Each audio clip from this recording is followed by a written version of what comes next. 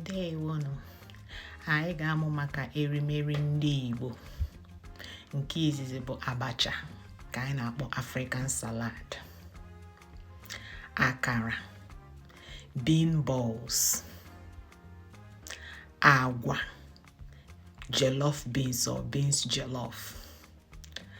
Osikapa, jollof rice. Nri olulo, ka anyị na-akpọ fufu or swallow food. Ofe onugbu, bitter leaf soup. Ofe akwụkwọ nri, afang soup.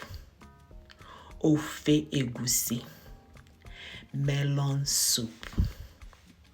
Ofe nsala, white soup.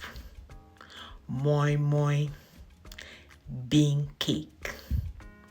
Ọkpa, bambara nut pudding. Ji, yam. Ede, cocoyam. Write your favorite food in the comment section, and I will tell you what it is called in Igbo. Gemesian.